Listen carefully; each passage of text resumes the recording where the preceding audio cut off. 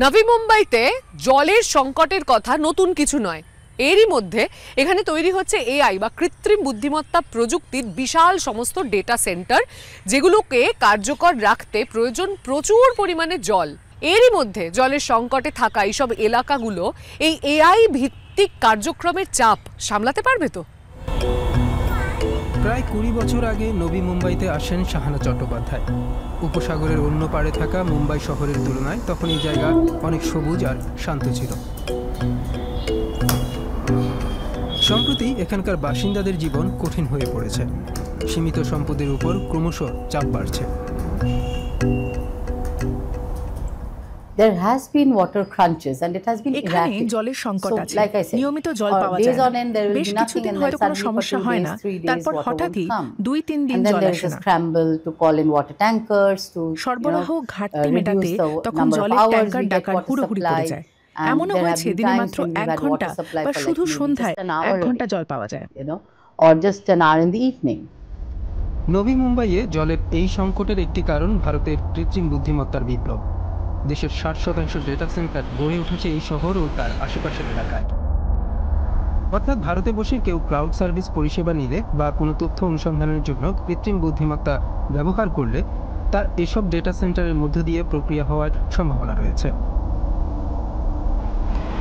এমন বিশাল সব ভবনে সারি সারি সার্ভার রাখা আছে। গোটা অঞ্চল জুড়ে এমন অনেক ডেটা সেন্টার গড়ে তোলা হয়েছে। ডেটা সংরক্ষণ ও প্রক্রিয়ার জন্য হাজার হাজার সার্ভারের দরকার পড়ে, আর সেগুলো ঠান্ডা রাখতে লক্ষ লক্ষ লিটার জল লাগে।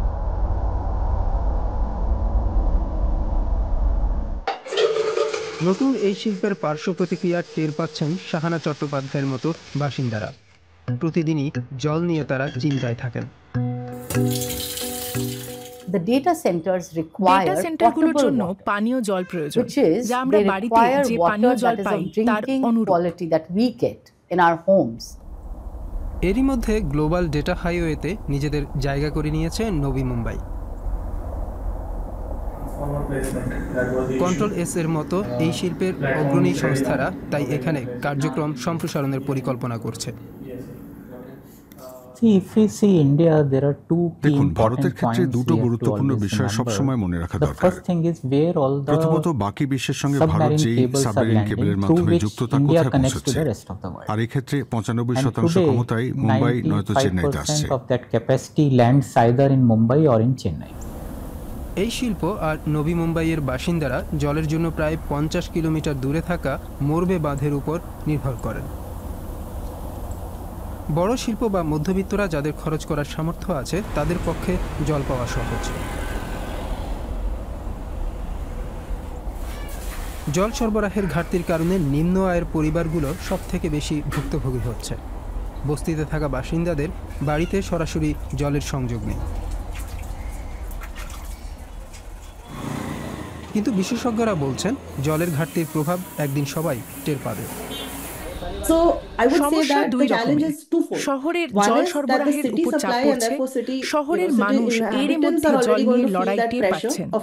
ডেটা সেন্টারগুলো সামনের দিনে জলের অভাবে টালমাটাল পরিস্থিতির মুখোমুখি হতে যাচ্ছে, যা তাদের ব্যবসা আর কাজের মানের উপর প্রভাব ফেলতে পারে। নগর কর্তৃপক্ষ বলছে তারা জলের সমস্যা সম্পর্কে জানে।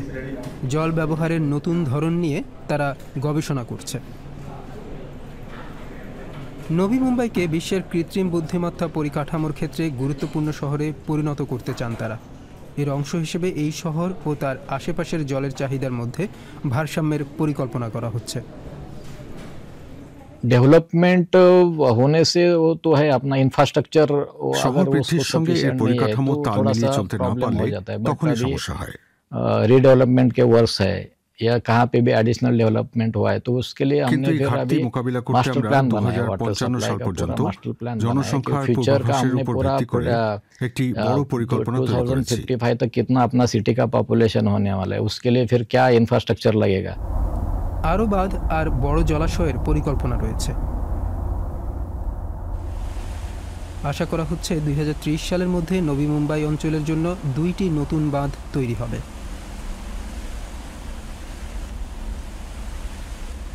ডেটা সেন্টারগুলো ঠান্ডা রাখার কাজে যাতে গ্রে ওয়াটার ব্যবহার করা হয় তার উপর জোর দেওয়া হচ্ছে। অর্থাৎ এমন জল ব্যবহার করা হবে যার মধ্যে মানুষের বর্জ্য নেই। এই জল পরিশোধিত হলেও পানের উপযুক্ত নয়। কন্ট্রোলেস সরকারের সঙ্গে কাজ করছে। আমরা আমাদের ডেটা সেন্টারে পরিশোধিত জল বা গ্রে ওয়াটার ব্যবহার করছি। এতে বিদ্যুৎ ব্যবহারের দক্ষতা অর্থাৎ PUE বাড়ে, ফলে ডেটা সেন্টারে কম বিদ্যুৎ লাগে। নবী মুম্বাই প্রতিদিন 24.5 কোটি লিটারেরও বেশি বর্জ্য জল উৎপাদন করে। এর 3/4 গ্রে ওয়াটার হিসেবে গণ্য হতে পারে।